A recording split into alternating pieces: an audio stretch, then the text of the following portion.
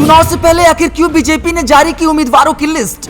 क्या बीजेपी को सताने लग गया डर या कांग्रेस के साथ खेल रही है माइंड गेम? आखिर हारी हुई सीट पर ही उम्मीदवार की घोषणा क्यों? हारे हुए प्रत्याशी को टिकट दिया, नेताओं के परिवार वाले को टिकट देने से नहीं किया परहेज। आखिर भाजपा खेल रही है कौन सा दांव? पूर्व मुख्यमंत्री कमलनाथ और कांग्रेस प्रदेश अध्यक्ष करते रहे बैठक, बीजेपी ने खेल दिया दांव, अब कांग्रेसी खेमे में हड़कंप। जी हाँ, मध्य प्रदेश विधानसभा चुनाव के लिए बीजेपी ने 39 उम्मीदवारों की पहली लिस्ट गुरुवार को जारी की। इन सीटों पर 2018 के चुनाव में बीजेपी को हार का सामना करना पड़ा था। इन लिस्ट ने उन तमाम चर्चाओं को भी विराम दे दिया जिसमें सिंधिया के सभी समर्थकों को चुनाव के टिकट मिलने की गारंटी की बात की जा रही थी। केंद्रीय नेतृत्व ने यह संदेश भी दे दिया कि चुनाव में जीतने की क्षमता को टिकट ही एकमात्र आधार बनाया जा रहा है। कुछ पूर्व विधायक और उनके परिवार के लोगों को भी उम्मीदवार बनाया गया है। मतलब यह है कि इस बार बीजेपी सिर्फ जीत को ही आधार माना है, इसके लिए परिवार के लोगों को भी टिकट देने से परहेज नहीं किया। ऐसा पहली बार हुआ है जब बीजेपी ने चुनाव के घोषणा के करीब 2 महीने पहले ही उम्मीदवारों की घोषणा का ऐलान कर दिया है। जानकार कहते हैं कि यह भी बीजेपी का माइंड गेम है। इससे वो ये बताने की कोशिश करेंगे कि एमपी में उसके पास कांग्रेस से बेहतर तैयारी है।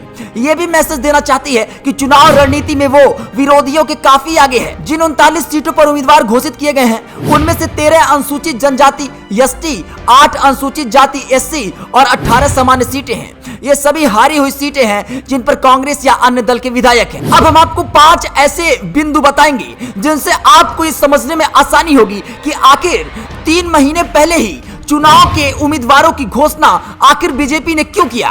तो सबसे पहला बिंदु, जहां जीत का अंतर कम, वे कमजोर सीटों में शुमार। हारी हुई सीटों को जीतने की रणनीति का हिस्सा 2018 के चुनाव में बीजेपी को 230 में से 109 सीटें मिली थी।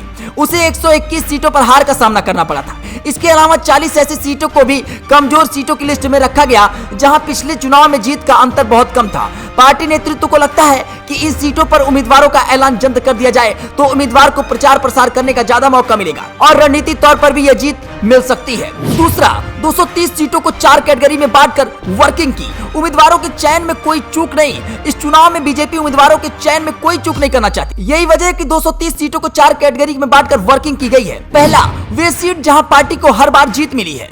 दूसरा, वे सीट जहां एक या उससे अधिक बार बीजेपी को हार मिली है। तीसरा, 2 या 2 से अधिक बार हारी हुई सीटें। चौथा, जहां बीजेपी को लंबे समय से जीत नहीं मिली है। तीसरा बिंदु, कांग्रेस कहती रह गई और भाजपा ने लिस्ट को जारी कर दिया। कांग्रेस पर बढ़ेगा दबाव। कांग्रेस की तरफ से पिछले 3 महीने से कहा जा रहा है कि हारी हुई सीटों पर उनके उम्मीदवारों का ऐलान काफी पहले कर दिया जाएगा।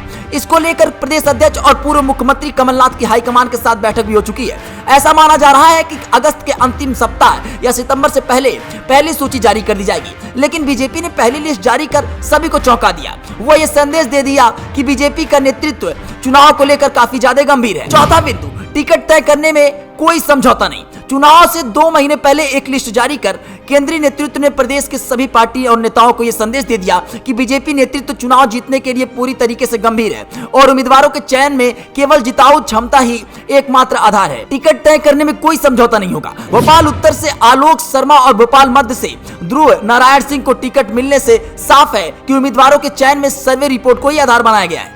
5वां बिंदु, दावेदारों को संदेश, टिकट केंद्रीय नेतृत्व ही तय करेगा। केंद्रीय नेतृत्व ने कराया सर्वे। केंद्रीय नेतृत्व के कराए गए सर्वे में से इन सीटों पर बीजेपी की स्थिति बेहतर नहीं आई। केंद्रीय गृह मंत्री अमित शाह के सर्वे में जिन दावेदारों के नाम आए थे उन्हीं को टिकट मिला है। उम्मीदवारों की जल्द घोषणा के पीछे तर्क दिया जा रहा है कि इस बहाने कार्यकर्ताओं में असमंजस दूर होगा। केंद्रीय चुनाव समिति की बुधवार को हुई बैठक में हारी हुई सीटों को लेकर हुए सर्वे पर मंथन हुआ। इसके बाद इन सीटों पर उम्मीदवारों का ऐलान किया गया है। राजनीतिक विश्लेषक कहते हैं कि देश के इतिहास में ऐसा पहली बार हुआ है जब बीजेपी ने चुनाव की घोषणा लगभग 1.5-2 महीने पहले उम्मीदवारों की लिस्ट जारी की है। बीजेपी ने भले ही 39 सीट पर उम्मीदवार घोषित किए हैं लेकिन ये उनकी रणनीति का हिस्सा है। बीजेपी के इस प्रयोग का परिणाम क्या होगा ये तो दिसंबर में ही पता चलेगा। लेकिन बीजेपी चुनाव मैदान में उतरते ही फौरी तौर पर कांग्रेस पर हावी होना चाहती है।